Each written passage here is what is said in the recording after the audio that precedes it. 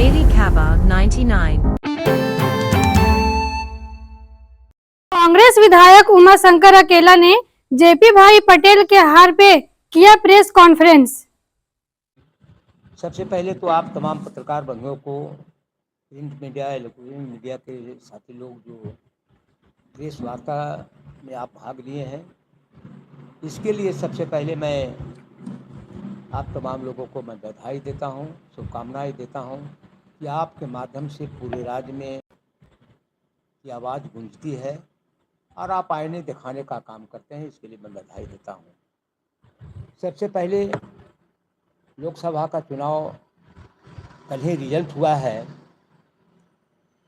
उसमें निश्चित तौर पे नहीं कर पाया। उनका आज ये हालत हो गई है कि लगभग 2 से 40 तक ही वो अपना आंकड़ा पार नहीं कर पाए। वो गठबंधन के भरोसे सरकार बनाना चाह रही है, लेकिन जो आज हमारे पास इंडिया गठबंधन के जो सफलताएं मिली है वो अप्रत्याशित है और निश्चित तौर पे जो जनादेश है, मैं उसी के माध्यम से हम पूरे लोकसभा में यदि जो भारतीय जनता पार्टी सरकार बनती है तो उसको हमारे लोग जवाब देने का काम करेंगे और आईना दिखाने का काम करेंगे। तो आज सबसे पहले मैं बड़ी हजारीबाग लोकसभा और बड़ी विधानसभा के जनता को मैं जो जनादेश दिया है उसके लिए तमाम जनता को मैं बधाई देता हूं और शुभकामनाएं देता हूं कि जो आपने जनादेश दिया उसको मैं स्वागत करता हूं। साथ ही साथ मेरे 45 वर्ष के राजनीतिक करियर में 2 या 3 चुनाव लोकसभा का, और आज नज़ारा देखें कि 2024 का, 2019 का, 2014 का जो हमने देखा है, तो निश्चित तौर पे ये जनादेश एक भावनात्मक जनादेश मिला है। भावना को भड़काने के बाद ये जनादेश मिला है। जनता के काम पर जनादेश नहीं मिला है। भारतीय जनता पार्टी हमेशा तोड़ फोड़ के राजनीति कर करके लोगों को, आम जनता को बरगलाने का काम करने के बाद आज जनता नकारी भी है और जनता कहाँ जहाँ तहाँ बहुमत भी दिया है, इसमें दो मत नहीं है।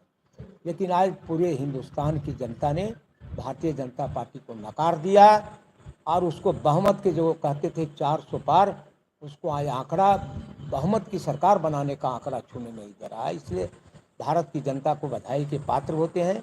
और हजारीबाग लोकसभा में जो जनादेश मिला है हम स्वीकार करते हैं, लेकिन खास करके इस बात से हमको दुखी है कि मैंने 45 साल बड़ी विधानसभा की जनता को सेवा किया और 2 बार इन्होंने हमको मान सम्मान देकर के विधानसभा में भेजने का काम किया। आज जितना मैंने विकास किया, जितनी हमारी सरकार ने जनता को राहत दिलाई, उसके अनुसार हमको परिणाम नहीं मिल पाया। कारण परिणाम तो हमको 14 सीट में हम लोग 5 सीट आए हैं और वो 12 सीट में 9 सीट पर आ गया है, तो जनादेश उसका कम हुआ है, जनादेश मेरा बढ़ा है। कारण है कि लेकिन हम इस बात से दुखी हैं कि हम जनादेश 5 जो लाए हैं, तो जो जिसको कहते हैं एसटी समुदाय, जहाँ 5 जो सीट आई हैं वो अनुसूचित जनजाति की सीट था, वही हम सफलता पा पाई है। लेकिन पूरे जो जनरल सीटें हैं उसमें यहाँ की जनता ने जो जनादेश दिया है उससे हम काफ़ी दुखी हैं और यहाँ भी हम दुखी काफ़ी हैं। लेकिन कोई हर्जा नहीं है, देश आज मिला नहीं है तो कल हमको निश्चित तौर पे मिलेगा, इसमें दो मत नहीं है। इसलिए आप लोग के सामने मैं कह रहा हूँ कि हमारी जनता है और मैंने जो विकास की लाइन खींची है, मैं यहाँ के जनता को, बड़ी विधानसभा के जनता को विश्वास दिलाता हूँ कि जिस प्रकार से सड़कों का हम निर्माण कराया, पुलिया का निर्माण कराया, छोटे छोटे लिंक रोड का निर्माण कराया, ट्रांसफार्मर का हम दिया, हम लोगों ने वृद्धा पेंशन दिया, हम लोगों ने विधवा पेंशन दिया, हम लोगों ने पूरे राज्य में छात्रवृत्ति की योजना के तहत हमने छात्र छात्राओं को छात्रवृत्ति देने का काम किया। हमारी सरकार ने अबुआ आवास देने का काम किया। हमारी सरकार ने बिजली माफ़ करने का काम किया। हमारी सरकार ने 1 से 25 यूनिट फ्री जलाने का काम किया। हमारी सरकार ने किसानों को 2 लाख का ऋण माफ़ करने का काम किया। उसके बाद भी जनता ने हमारी कामों को नज़रअंदाज करके, यानी कि भूल भुलैया में सिर्फ 5 किलो अनाज पर कि हमको 5 किलो अनाज, हम लोग इसके पहले 14 के पहले हम लोग 35 किलो राशन देते थे। आज एक आदमी को 5 किलो मिलता है, उस समय एक आदमी को 35 किलो हम लोग देते थे। लेकिन फिर भी जनता का जनादेश को स्वीकार करना चाहिए। और मुझे पूर्ण विश्वास है कि आने वाला जो विधानसभा का चुनाव होगा इसका ठीक उल्टा होगा। आज कोई भी अहंकार करे तो यहाँ का प्रत्याशी नहीं जीता है, वो एक आदमी के नाम पर वोट मांगा है, वो मोदी के नाम पर वोट मांगा है और मोदी ही पिछड़ गए। जो 5 लाख मोदी जी वाराणसी लोकसभा के चुनाव में हमेशा 5 लाख 6 लाख से चुनाव जीतते थे। आज मैं बधाई देता हूँ उत्तर प्रदेश के जनता को, जिन्होंने भारतीय जनता पार्टी को नकारा है और 80 सीट में कहता था हम 80 सीट लाएंगे, आज आधे सीट से पीछे हो गया। मैं बनारस की जनता को बधाई देता हूं कि आपने 5 लाख से पहले जिताया, आज हमारे देश के प्रधानमंत्री यानी कि 1.5 लाख से चुनाव जीतते हैं। आज जहां के नाम से, यानी कि जहां के नाम से लोग कहते थे कि राम लल्ला का हमने मंदिर बनाया, बहुत अच्छी बात है। हम लोग को भी सनातन धर्म में पैदा हुए हैं तो राम लल्ला हमारे भी हैं, वहाँ हम लोग पूजा करते हैं। लेकिन वहाँ की जनता ने नकार दिया। फैजाबाद सीट होता है अयोध्या का, उसी अंडर में आता है, वहाँ सपा का प्रत्याशी चुनाव जीता, अब भारतीय जनता पार्टी के चुनाव हारा है। ये हालत है। तो मेरा कहना ये आपसे आग्रह है कि निश्चित तौर पे मुझे पूर्ण विश्वास है काम निरंतर बढ़ते चला जाएगा, इसमें 2 राय नहीं है। कोई ऐसा गली नहीं रहेगा जो कच्चीकरण होगा। 2-4 महीना के अंदर में सारे जगह विकास की इतनी लकीर खींच दूंगा कि जनता को, आज भी कहता है जनता कि आज हमारी सारे जगह से रिपोर्टिंग आई है कि अकेला जी के चुनाव नहीं है, वो दिग्भ्रमित हो गया है। उनको सोचना चाहिए कि अकेला जी कांग्रेस पार्टी के प्रत्याशी को मदद कर रहे हैं, वो अपने से खुद चुनाव लड़ रहे हैं। लेकिन दिग्भ्रमित हो गया कि हमको मोदी की सरकार बनानी है, मोदी हमको सब कुछ दे रहा है। लेकिन आज तक माननीय मोदी जी महंगाई पर नहीं रोक लगा पाए। जो सिलेंडर 2014 में 400 रुपया था, आज जब चुनाव आया तो 200 रुपया कम कर दिया, लेकिन 1200 रुपया। आज रहर का दाल, चुनाव के बाद में आप देखें रहर का महंगाई चरम सीमा पर हो गया है। 1 से 80 रुपये किलो रहर का दाल हो गया है। गरीब के थाली में रहर का दाल नहीं मिल पाएगा। साधारण साल ओके साबुन है जो 40 रुपया में बिक रहा है। आटा जो 15 रुपया था से 40 रुपया 45 रुपया में बिक रहा है। महंगाई चरम सीमा पर हो गया है। और आज जनता ये इस बात को नहीं सोच रही है, लेकिन आज निकल ये अभी ग्राफ जो भारतीय जनता पार्टी की गिरी है, यदि जो 19-29 के चुनाव में ये सरकार बनाते हैं, इनके वादे तो रहेंगे नहीं। कारण 2 करोड़ की नौकरी इन्होंने वादा किया, दिया नहीं। 15 लाख रुपया का वादा दिया, उन्होंने दिया नहीं। महंगाई रोकने का काम किया, उन्होंने किया नहीं। सारे नौजवान बेरोजगार हो गए हैं। जीएसटी लगा करके पूरे हिंदुस्तान के छोटे छोटे व्यापारियों का व्यापार बंद करा दिया, छोटे छोटे फैक्ट्रियों को बंद करा दिया। आज हमारे यहाँ बेरोजगारी है। सबसे बड़ी चीज़ होता है कि सबसे बड़ा नियोजन नीति लागू होना चाहिए। जो हमारी सरकार नियोजन नीति के ला करके राज्यपाल के पास भेजा, उसको नकार दिया। हम लोगों ने आरक्षण का नीति राज्यपाल के पास भेजा, उसको नकार दिया।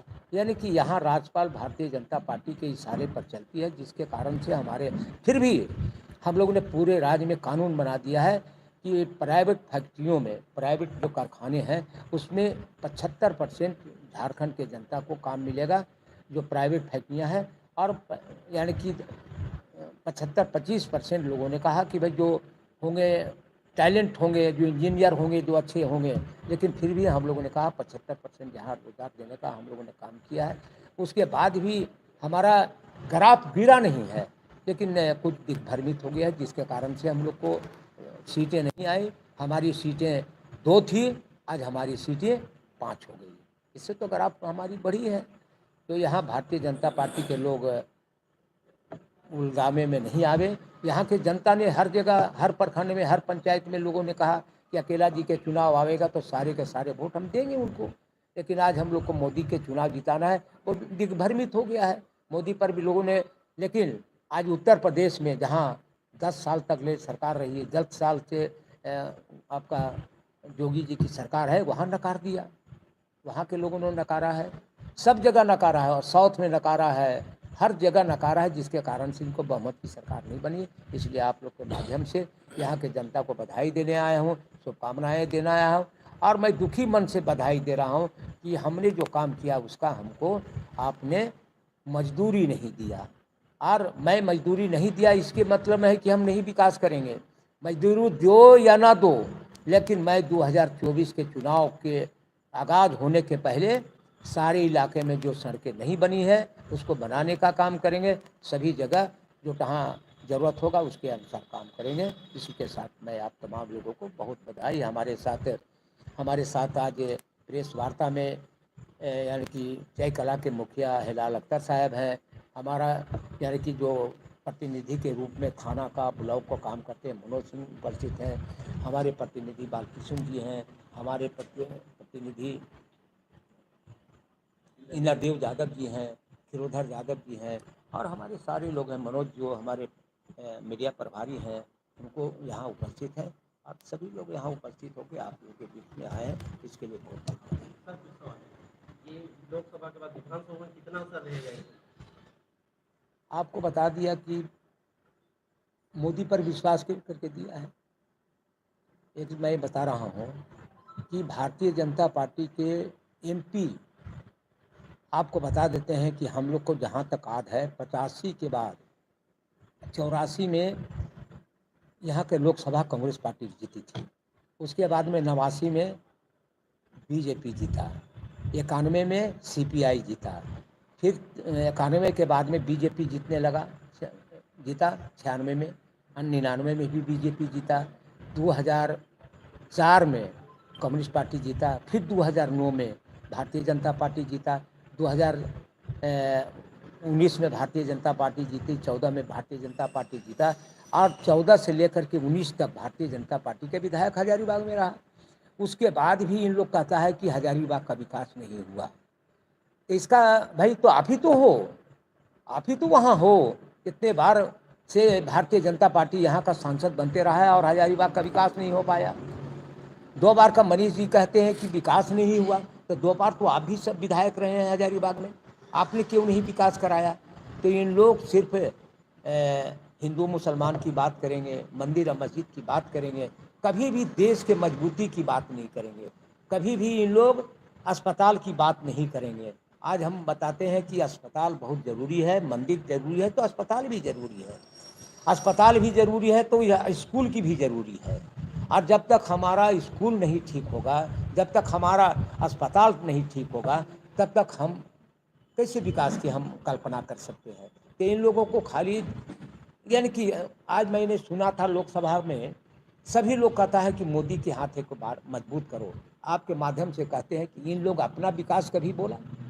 कभी नहीं बोलता है। कोई भी भारतीय जनता पार्टी के 9 गो सांसद बने हैं, नए सांसद भी बने हैं, पुराने सांसद भी बने हैं, तो एक भी बता दो कि हमने ये काम किया, हमने ये नौकरी दिलाने का काम किया, एक भी नहीं। सिर्फ मोदी को हमको प्रधानमंत्री बनाना है, हमने राम मंदिर बना दिया।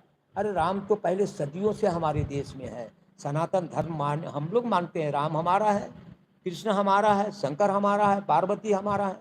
ये नकारने का कहाँ, सिर्फ आपको छलावा देने की बात करते हैं और ये कभी भी विकास की बात नहीं करते हैं, विकास बिना विनाश की बात करते हैं। इसी पर दिग्भ्रमित करके वोट लेने का काम करते हैं।